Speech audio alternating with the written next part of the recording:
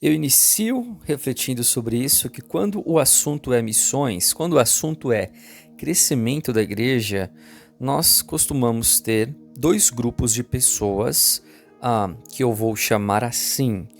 O primeiro grupo de pessoas eu vou chamar de apáticos, como vocês estão vendo em tela. Isto é, quando nós falamos de missões, a gente tem pessoas que quase que nem se apercebem que receberam uma missão. Isto é, a gente está tão focado nos nossos sonhos, nas nossas preocupações diárias, até com os nossos ministérios na igreja, que a gente perde de vista que Jesus Cristo nos deu essa comissão a todos os discípulos, tá? Eu não estou dizendo que cristãos, gente assim não é crente, tá? Não é isso. Mas não parece que palpita no coração de muita gente. Não faz a gente pensar constantemente nisso. Eu diria que a maioria das pessoas, quando ouvem falar de missões, tende a ser apático. E quando eu falo apático, é assim, não é que não concorde que deva fazer. Não é nem que ache que não deva fazer, mas parece não ser tão movido a fazer, sabe? Ok?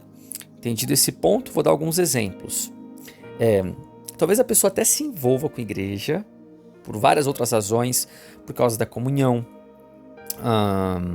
Talvez essa pessoa se envolve com a igreja por causa do culto, que faz muito bem a nossa alma, ou para ouvir a palavra de Deus. Mas veja, se comunhão, culto e palavra são coisas que nos movem a ir para a igreja, eu poderia perguntar assim para vocês: por que a gente não vai para o céu para ter comunhão perfeita, para ter culto inigualável e para ver a palavra de Deus? Isto é, se o que tem movido a gente a estar na igreja e a ser corpo de Cristo é culto ou comunhão, palavra, por que Deus já não leva a gente para um lugar celestial? E lá a gente vai ter essas três coisas de forma perfeita. Então essa pergunta que eu faço, é claro que ela é uma pergunta incomum da gente ouvir, mas eu quero dar uma possível resposta a vocês. Eu creio que tem uma razão pela qual o Senhor deixa a sua igreja permanecer na terra, que é para buscar e salvar os perdidos. Então nós temos comunhão perfeita quando nós estamos na presença dele. Nós cultuamos de forma perfeita na glória e a gente vê a palavra, mas a missão não é feita lá. A missão é feita aqui e agora. Então o ponto é dizer que existe uma razão, mas por que a maioria da igreja parece apática à atividade missionária? Tem possíveis várias razões. Eu coloquei duas para a gente pensar juntos aqui, que são muito comuns, ok? Uma primeira, tem gente que acha e fala disso, que é a falta de treinamento. Essa primeira que eu falo de falta de treinamento é aquela pessoa que diz assim: puxa, pastor, eu sinto que eu não tenho preparo, eu não conheço nem a escritura, eu não tenho tanto conhecimento teológico, tanta bagagem. Então tem muita gente que alega falta de treinamento, o que é compreensível. Eu sei, tem pessoas que fazem cursos de evangelismo e métodos de como evangelizar, isso não é errado, mas eu quero mostrar a vocês, na nossa aula de hoje, que essa não parece ser uma razão que justifique, porque a história tem mostrado que novos convertidos que não possuem nenhum treinamento costumam ser bastante empolgados com evangelização. Pode perceber, essa é a história da nossa vida, inclusive, na Bíblia também, as pessoas eram ganhas por Jesus, eles saíam para falar de Jesus, E a gente também foi assim, nós fomos salvos pelo Senhor, a gente queria dividir Jesus com todos. Então, não parece que falta de treinamento é uma alegação justificável. Uma outra seria a falta de disponibilidade ou disposição. Aí aquela pessoa que chamaria de falta de compromisso. Pode ser, mas eu diria que, embora o sentimento indica sobre a questão de missão estar ligado com a falta de compromisso, esse relaxo não é garantia de inatividade missionária. Por exemplo, quando Deus quer enviar alguém, Ele envia alguém mesmo se essa pessoa não está disposta. Deus nunca vai ficar frustrado porque alguém não se dispõe à obra. Exemplo disso porque Jonas, ele quis se fazer indisponível, pegando um barco para Tarsis, e Deus fez ele totalmente disponível. Então, eu quero dizer que falta de disponibilidade talvez explique a apatia de alguns, mas não explica o porquê missão não é feita ou com a frequência que deveria ser feita. Então, falta de disposição não é impeditiva para Deus realizar o seu propósito redentor. Então, esse é o primeiro grupo, tá? Eu acho que é da maioria. Então, eu vou dar um exemplo para vocês aqui na nossa aula, porque tem a ver com a nossa igreja, tá? Na Terra. Quando o irmão David falou que nós vamos investir na congregação ali na Bolívia, onde nós estamos fazendo um trabalho desde 2022, e vamos nos engajar para fazer o trabalho ali, para que todas as pessoas da nossa congregação se engajem e façam o trabalho do Senhor, e aquela congregação seja ali um ponto missiológico para outros irmãos do Brasil forem para lá e tudo mais. Então, inclusive isso é verdadeiro, tá? Quando essa informação foi passada para alguns irmãos aqui no Brasil, alguns poucos irmãos falaram assim para mim: poxa, irmão David, que legal.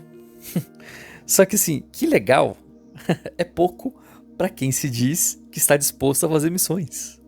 Em outras palavras, não é muita gente que se dispõe a ir, não é? Não é muita gente que de fato abraça e diz: eu quero, eu topo ir para a Bolívia, e participar dessa expansão. Então é muito mais fácil nós falarmos: nossa, que bacana, que bonito trabalho. Bom, que não deixa de ser uma expressão pouco empolgada em prol do crescimento da igreja na nossa região. Então eu estou usando esse exemplo do meu ministério, para vocês não acharem que só os outros são apáticos. Quando eu digo que a maioria é apática, é porque eu penso que a maioria de nós até entende o que tem que se fazer, acha bonito que tem gente fazendo, mas se envolve pouco em trabalhos de cunho missionário ou evangelístico. Mas tem um segundo grupo de pessoas, e esse segundo grupo eu vou chamar de empolgados, tá bom? Quem são os empolgados? São aqueles que se frustram com os apáticos. Irmão David, é uma pena que tenha gente assim na nossa igreja, porque nós precisamos ser mais missionários mesmo, mais envolvidos com evangelização, plantação de igreja. Então, são as pessoas empolgadas, tá? São esses que são mais envolvidos. A sua empolgação é admirável, né? Ela deve ser, inclusive, anelada por todos nós. Mas eu quero chamar a atenção do porquê que os empolgados são empolgados. O que faz eles serem empolgados? Eu vou chamar a atenção de dois possíveis impulsos, ok? O primeiro impulso eu coloquei aí como sendo o senso de dever. Isto é, se eu perguntasse para algumas pessoas: mas por que você é empolgado, fulano? Por que você está fazendo? Aí ele vai falar: porque Jesus mandou, né, irmão David? Jesus mandou. Tenho que obedecer. E eu vou falar: é verdade, Jesus mandou mesmo. Então, assim como eu não estou condenando a alegação dos apáticos de dizer falta de treinamento, às vezes atrapalha, mas senso de dever também não é perfeito, ainda que seja verdadeiro que nós tenhamos que ter esse dever em conta. Então, por que eu estou levantando esse ponto, com vocês? Esse ponto que não não tão bom? Porque faz com que a gente seja movido, entenda, por atividades. Os empolgados, eles costumam ser aqueles que arregaçam as mangas. Mas senso de dever não move a gente de forma perene, tá? E eu vou explicar daqui a pouco por quê. Um outro impulso comum pode ser a tal da paixão pelas almas. Eu ouvi isso muito no seminário, né? Em outros cursos que eu fiz de especialização em missões, né? Até mesmo no processo de conversão eu ouvi bastante, até talvez você que está me ouvindo aí já ouviu bastante. No passado não era muito incomum os evangelistas falarem, né? Meu irmão, cadê a paixão pelas almas, né? Aí faz conferência conferência missionária para tentar mover as pessoas a fazer algumas coisas, apelando para a paixão pelas almas, que eu acho que a gente pode, né? A gente deve, inclusive, ter amor pelas pessoas que estão perdidas, óbvio, mas se paixão pelas almas for o que impulsiona os empolgados a fazer missões, eles estão mais envolvidos por emocionalismo. Então, senso de dever advém de ativismo. Paixão pelas almas advém de emocionalismo. E o que eu quero fazer agora, que é um pouco surpreendente, tá? É dizer que, na minha opinião, ok? E aqui eu estou tirando insights de livros teológicos, tá? De Malcolm Horton, por exemplo. Ambos os dois grupos que eu coloquei aí, né? Os apáticos quanto os empolgados são legalistas. Nesse jeitinho que eu estou descrevendo, tá? E eu vou explicar. Tanto o apático quanto o empolgado, eles pensam em missões como algo mais relacionado com coisas que nós fazemos por Deus, do que com Ele fez por nós. Então, veja, o apático diz: eu não sou muito equipado, eu não tenho muita disponibilidade, irmão David, eu estou meio desanimado, falta de disposição, né? Agora, o empolgado diz: não, a gente tem que fazer, meu irmão, a gente tem que, né, cumprir. Então ele é ativista, né? Ou ele apela para o emocionalismo, ele vai apelar pelo amor, paixão pelas almas. O problema é que tem muito a ver com o que a gente faz. Aí eu explico aqui, na sequência, que esses dois grandes problemas, advindo de uma percepção legalista de missões, é que ela concede glória ao agente errado. Então, no final da história, nós dizemos assim: olha, minha igreja é uma igreja missionária, né? Então, é nós antes do que Cristo em nós. Então, esse é o problema. E ela não fornece uma força propulsora duradoura. E aqui eu vou explicar o porquê que o senso de dever não é uma coisa que dura. É porque a lei de Deus, ela não tem poder para transformar as nossas afeições. Isto é, a gente pode falar para os nossos filhos: filho, não faça isso.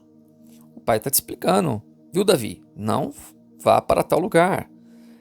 O pai diz para você que lá é proibido, né? Pode ser pequenininho ou pode ser maior. No meu caso é pequenininho ainda, né? Davi tem 5 anos. Davi sabe que não pode ir, mas o coração dele move ele aí, move a ele descumprir. Por que ele age assim? Porque as nossas regras não mudam o nosso coração, entendeu? As nossas regras, elas não mudam o nosso coração, as nossas afeições. Então, o ponto que eu estou tentando destacar aqui é que seja o apático, seja o empolgado, quando ele não está entendendo corretamente missões, até o empolgado, que pelo menos é mais envolvido, que é muito bom, mas ele o faz por motivações que não são duradouras e não são evangélicas. Precisamos de uma motivação que provém do evangelho, isto é, daquilo que Cristo realizou por nós, antes do que daquilo que nós fazemos por Ele, ok? Então é aqui que eu quero começar esse estudo da grande comissão. Versículo 18. toda autoridade me foi dada no céu e na terra. Então, esse aqui é o fundamento da missão. Esse é o fundamento de toda a missão e é sobre aquilo que nós vamos falar na nossa aula de hoje. Mas antes de falar sobre ele, eu quero falar com vocês que eu estou chamando tanto o apático quanto o empolgado de legalista, porque não é incomum a gente ter dificuldade em entender o evangelho, ok? Então olha só, eu quero dar exemplos para vocês. O que deve impulsionar a missão? O que deve impulsionar a missão, ok? Muito bem, então vamos falar sobre o impulso do evangelho. Veja como essa ideia do impulso do evangelho, que deveria ser algo conhecido, facilmente captado, não é. Simplesmente não é. E eu quero dar alguns exemplos para vocês. Primeiro exemplo é em tela, né? Os primeiros discípulos. Vamos ver como os primeiros discípulos mostraram dificuldade de entender o evangelho. Então, você se lembra de histórias como Pedro dizendo para Jesus não ir para a cruz? Aí Jesus diz, arreda Satanás. Está em Mateus capítulo 16, no Monte da Transfiguração. Pedrão, mais uma vez, ele não entende a revelação acerca do filho e ele fala, vamos fazer 3 tendas aqui, né? Para que a gente mantenha aqui Jesus, Elias e Moisés. Mas uma voz do céu então corrige muito rapidamente, dizendo assim, este é o meu filho amado, a ele ouvi. Então, outras palavras, né? Ele é singular. Então, eu estou citando passagens assim rapidamente, para que você se lembre que quando Jesus relevou o evangelho aos discípulos, isso não foi captado pela primeira vez, né? Então não é fácil dizer que todo mundo entendeu plenamente o evangelho logo de cara. E eu quero defender aqui que esse também é um problema dos evangélicos dos dias de hoje. Há muitos evangélicos que não entendem o evangelho. Esse desconhecimento do evangelho continua presente hoje em dia. Por exemplo, se eu pedisse para vários evangélicos, e talvez alguns dos que me ouvem aqui na nossa aula, defina o que é o evangelho, né? Defina o evangelho deveria ser uma pergunta fácil de responder. Por quê? Porque a gente se chama de evangélico, então o que a gente tem que conhecer bem? O evangelho. Mas se eu perguntasse para cada um que me ouve, né, aqui na nossa aula, defina aí o evangelho. Uma frase assim, né? O que você acha que é o evangelho? Eu acho que nós teríamos várias respostas diferentes. Mas eu vou destacar algumas das que são muito comuns, né? Que as pessoas acabam respondendo. Então tem gente que diz assim, e isso o Michael Horton diz no livro, né? O evangelho é ter um relacionamento pessoal com Deus, né? Ter um relacionamento pessoal com Deus. E por que essa é uma boa resposta? Porque todo ser humano tem um relacionamento pessoal com Deus. Só que alguns estão debaixo de juízo, né? Até os ímpios têm um relacionamento pessoal com Deus. Eles nunca estão neutros, né? Eles nunca estão isentos. Eles sempre têm um relacionamento. Claro que o relacionamento que eles têm é de inimizade, mas eles não estão neutros. E não é verdade também que ímpios não conhecem a Deus. Romanos diz, né, capítulo 1, que eles suprimem a verdade. Suprimem a verdade. Então, quando a gente fala assim, conhecer e ter um relacionamento com Deus, a gente não está explicando bem. Então, evangélicos de hoje têm uma visão muito superficial de evangelho, né? E por isso eles não têm condições de fazer missões adequadamente, porque não têm conhecimento do que seja o evangelho. Então, à luz de um entendimento melhor do evangelho, que é, né, o que seria a missão. Então vamos falar um pouquinho sobre o entendimento disso. Eu quero dizer a vocês que a história bíblica inteira, ela fala de um Deus que vai atrás do ser humano, que o socorre. Isso começa no Jardim do Éden, quando Adão cai, Deus vai atrás de Adão, não é Adão que procura Deus. A mesma coisa faz o Senhor Deus com Abraão. Ele procura Abraão e ele abençoa Abraão. Então, o ponto que eu quero mostrar aqui é que a missão tem a ver com entender que evangelho é uma notícia. É uma notícia acerca de um Deus misericordioso que veio até nós, tá? E entender essa notícia é o fundamento de toda a missão. Em outras palavras, se nós quisermos falar de evangelho e de missão antes do que dizer do que nós fazemos, é claro que envolve essa parte, nós vamos estudar essa parte, mas antes de falar disso, nós temos que falar de um Deus que veio até nós. Do pastor que deixa as ovelhas e vai atrás da perdida, de um Deus que se encarnou na pessoa do seu filho, ok? De um Deus que depois que Abraão foi dormir lá com a serva da sua esposa, então Deus se apresenta a Abraão. Abraão, anda na minha presença e ser perfeito. Depois que Jacó passeou lá o seu irmão e fugiu, Deus apareceu a ele num sonho. Então é sempre o Senhor Deus buscando, ok? É sempre Deus buscando. Quando Davi está pastoreando ovelhas, o Senhor Deus envia Samuel a ungí-lo. Não é ele que está procurando ser rei. Então é sempre Deus indo atrás. E esse é um aspecto muito importante que eu quero destacar aqui no nosso próximo ponto, que é o seguinte: na Bíblia, nós temos que entender que os indicativos, isto é, aquilo que Deus fez, sempre antecedem os imperativos, aquilo que Deus ordena. Então, uma boa dica é você olhar para a história ou para as cartas paulinas, tá? Uma bem fácil de entender é Efésios, por exemplo.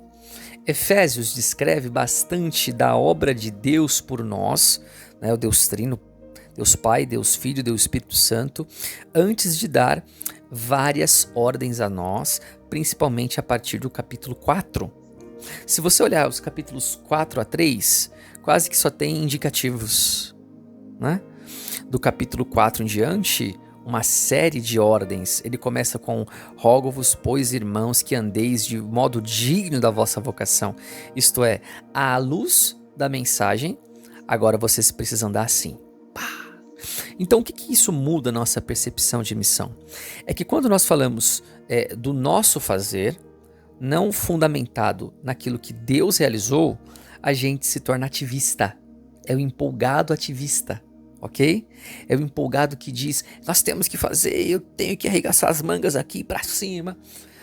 Então, para que nós não venhamos cair no pulso legalista, a gente precisa entender que o indicativo ele antecede, isto é, Deus não envia a sua igreja a conquistar, ele envia a sua igreja em nome daquele que já conquistou. Por isso que a grande comissão, ela começa dessa forma, né? Toda a autoridade me foi dada nos céus e na terra. Jesus já conquistou. Ele nos diz assim: fulano, né? David, Dona Marisa, Rodrigo, saiam pelo mundo conquistando pessoas, almas para mim, né? Eu sou o Senhor Jesus. Não, você não conquista nada. Não, nós vamos sair para ganhar almas para Jesus. Não, tudo que você faz é anunciar a conquista já realizada. Você percebe então que o que eu estou querendo dizer aqui é que nós estamos muito habituados a falar de missões como sendo aquilo que nós fazemos, enquanto que o meu ponto é destacar que nós temos que ter um impulso evangélico. A nossa missão deve ser impulsionada pelo evangelho. Então, antes de nós falarmos sobre aquilo que temos que fazer, eu estou estimulando nós entendermos o que Cristo fez. O impulso tem que ser evangélico, isto é, que provém da própria obra de Jesus. E por que isso é importante? Porque na maioria das vezes, o evangélico olha para Jesus e tenta imitar a Jesus. Como se Jesus fosse mais modelo do que substituto. Quando nós falamos, ou faz a pergunta: O que você faria, né? Ou o que Jesus faria em seu lugar, David? Então, quando essa pergunta é muito frequente, eu acabo reduzindo o evangelho à moralidade, isto é, a fazer aquilo que é certo. E aí o evangelho deixa de ser a notícia redentora da obra de Jesus. Então, para muitos evangélicos hoje em dia, infelizmente, tá? A gente fala mais de obedecer a Jesus antes do anunciar um Cristo vitorioso. Tá? Então, quando ele começa a grande comissão, toda autoridade me foi dada nos céus e na terra, ele está dizendo, esse é o impulso, ide portanto. Por que tem no texto um portanto no versículo 19? É tipo assim, à luz disso, ide por todas as nações. À luz do fato que eu tenho toda a autoridade, ide por todas as nações. Então vocês conseguem perceber que isso é necessário para um grupo de discípulos atemorizados que acabaram de ver Jesus morrer, ressurgir e diz que vai subir aos céus e de fato ele sobe, né? Ele sobe e você fala assim, e agora, né? O que a gente faz? Ele foi embora, e agora? Então, é importante nós entendermos que esse impulso evangélico, Jesus está falando daquilo que ele realizou, para que isso nos mova a fazer aquilo que nós tenhamos que fazer, mas fundamentado naquilo que ele realizou. Na última parte, eu quero explicar melhor sobre aquilo que ele realizou, mas eu quero fazer uma pausa, tá bom? E deixar aí a nossa conclusão para uma próxima aula, porque talvez a minha ligação não seja tão fácil de entender. Ok? Então eu não sei se vocês entenderam, mas fechar aí o nosso ponto, tá?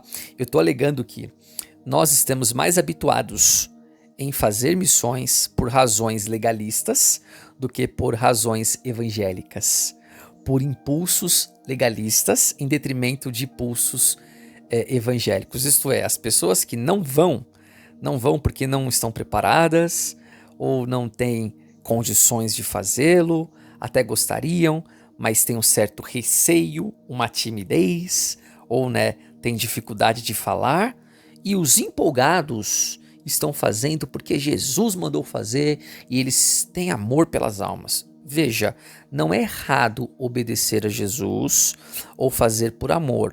O que eu estou dizendo é que os dois tipos, quem não se empolga e quem se empolga, está fazendo por razões que estão aqui dentro e não fora, ok?